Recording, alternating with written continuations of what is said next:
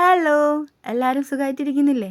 അപ്പം നമ്മൾ ഇന്ന് ഉണ്ടാക്കാൻ പോകുന്നത് എന്താണെന്നറിയാലോ? പച്ചടിയാണ്. ക്യാരറ്റ് കൊണ്ടുള്ള പച്ചടിയാണ് കേട്ടോ. അടിപൊളി ടേസ്റ്റാണേ. അപ്പം നമുക്കിത് എങ്ങനെയാണ് ഉണ്ടാക്കുന്നതെന്ന് നോക്കിയാലോ? അതിനായിട്ട് ക്യാരറ്റ് ഒരു 3, 4 ക്യാരറ്റ് ഉണ്ടാവും കേട്ടോ. അത് ഞാൻ ഗ്രേറ്റ് ചെയ്തെടുത്തതാണ്. നിങ്ങൾക്ക് ചെറുതായിട്ട് അരിഞ്ഞെടുത്താലും മതി കേട്ടോ. അത് നമുക്ക് വേവിക്കാനുള്ള പാത്രത്തിലോട്ട് ചട്ടിയാണ് എടുത്തിട്ടുള്ളത്. അതിലേക്ക് ഇട്ട് കൊടുത്തിട്ടുണ്ട്. ഇനി നമുക്കിതിലേക്ക് എരിവിന് ആവശ്യത്തിന് ഒരു പച്ചമുളക് ചെറുതായിട്ട് അരിഞ്ഞതാണ് കേട്ടോ. വട്ടത്തിൽ അരിഞ്ഞതാണ്. പിന്നെ അതിലേക്ക് ഒരു 1/4 ടീസ്പൂൺ മഞ്ഞൾപ്പൊടി ഇട്ട് കൊടുക്കുന്നുണ്ട്. പിന്നെ പാകത്തിനുള്ള ഉപ്പും കൂടി ഇട്ട് കൊടുത്തതിന് ശേഷം ക്യാരറ്റ് വെന്ത് കിട്ടാൻ ആവശ്യത്തിനുള്ള വെള്ളവും കൂടി ഒഴിച്ചിട്ട് നമുക്ക് നന്നായിട്ടൊന്ന് വേവിച്ചെടുക്കണം കേട്ടോ. അപ്പോൾ ഇത് വെന്ത് വരുന്ന സമയത്ത് നമുക്ക് എന്ത് ചെയ്യാം, ഇതിനായിട്ടൊരു അരപ്പ് തയ്യാറാക്കണം. അപ്പോൾ അതവിടെ ഇരുന്ന് വേവട്ടെ. ആ സമയം നമുക്കൊരു അരപ്പ് റെഡിയാക്കാം. അതിനായിട്ട് ഒരു 2 പിടിയോളം തേങ്ങ ഒരു മിക്സിയുടെ ജാറിലേക്ക് ഇട്ട് കൊടുത്തിട്ടുണ്ട്. ഇനി അതിലേക്ക് നമുക്ക് എന്താ പറയണ്ടേ, 1/2 ടീസ്പൂണോളം ജീരകം ഇട്ട് കൊടുക്കണം. പിന്നെ ഇതിട്ട് കൊടുത്തതിന് ശേഷം നമുക്ക് കുറച്ച് വെള്ളം ഒഴിച്ച് ഇതാദ്യം ഒന്ന് നന്നായിട്ടൊന്ന് അരച്ചെടുത്തിട്ട് വരാം. അധികം അങ്ങ് പേസ്റ്റ് പോലെ ആവണ്ട, ഒരു ചെറിയ തരിതരിപ്പോട് കൂടി തന്നെ അരച്ചെടുത്തിട്ട് വരാം കേട്ടോ.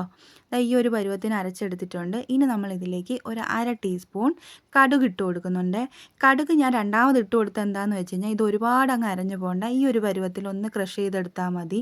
അതുകൊണ്ടാണ് കേട്ടോ. അല്ലെങ്കിൽ നമ്മുടെ പച്ചടിയുടെ ടേസ്റ്റ് അങ്ങ് മാറിപ്പോകും, കടുക് ഒരുപാട് അങ്ങ് അരഞ്ഞു പോകുമ്പോഴേ. അതുകൊണ്ടാണ് കേട്ടോ. ഇപ്പോൾ നമ്മുടെ ക്യാരറ്റ് നന്നായിട്ട് വെന്തിട്ടുണ്ട്. നമുക്കിനി ഇതിലേക്ക് അരച്ച് വെച്ചിരിക്കുന്ന അരപ്പങ്ങ് ചേർത്ത് കൊടുക്കാം കേട്ടോ. ഇതിലധികം വെള്ളമൊന്നും നമ്മൾ ഒഴിക്കുന്നില്ല. ആ മിക്സിയുടെ ജാറിൽ കുറച്ച് വെള്ളം ഒഴിച്ച് ഞാൻ ഒന്ന് ഒഴിച്ചു കൊടുത്തിട്ടുണ്ട്. ആ തേങ്ങ പാഴിക്കളയരുതല്ലോ. അരച്ച് വെച്ചിരിക്കുന്ന അരപ്പ് എന്തിനാണ് വെറുതെ പാഴിക്കളയുന്നത്? തേങ്ങയ്ക്കൊക്കെ ഇപ്പോൾ എന്താ വില അല്ലേ? അപ്പോൾ അത് നന്നായിട്ട് ഇനി നമുക്കൊന്ന് ഇളക്കി കൊടുത്തതിന് ശേഷം അധികം തിളപ്പിച്ചൊന്നും എടുക്കേണ്ട. ഒരു പ്രാവശ്യം ഒന്ന് നന്നായിട്ടൊന്ന് തിളച്ച് വന്നു കഴിഞ്ഞാൽ നമുക്ക് തീ ഓഫ് ചെയ്യാം കേട്ടോ.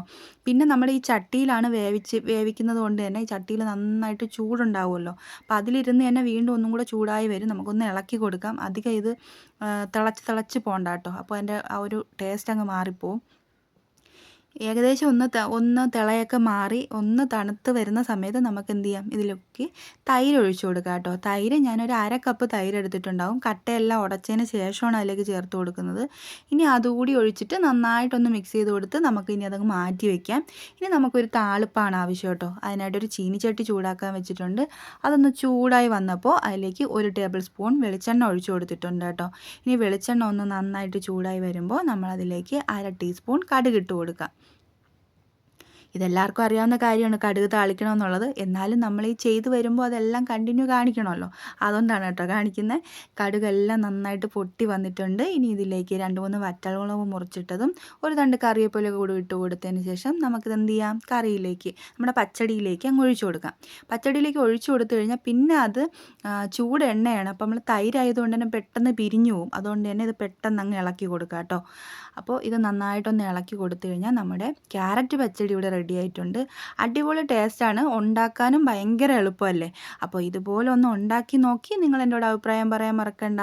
പിന്നെ നിങ്ങൾക്ക് എൻ്റെ വീഡിയോസ് ഇഷ്ടപ്പെടുകയാണെങ്കിൽ ലൈക്ക് ചെയ്യാനും സബ്സ്ക്രൈബ് ചെയ്യാനും ഒന്നും മറന്നു പോവുകയും ചെയ്യരുത് കേട്ടോ. നിങ്ങൾ എന്താ ഒരു അഭിപ്രായം പറയാത്തത്? എന്തെങ്കിലുമൊക്കെ അഭിപ്രായം പറയുന്നേ. അപ്പോൾ ഓക്കെ.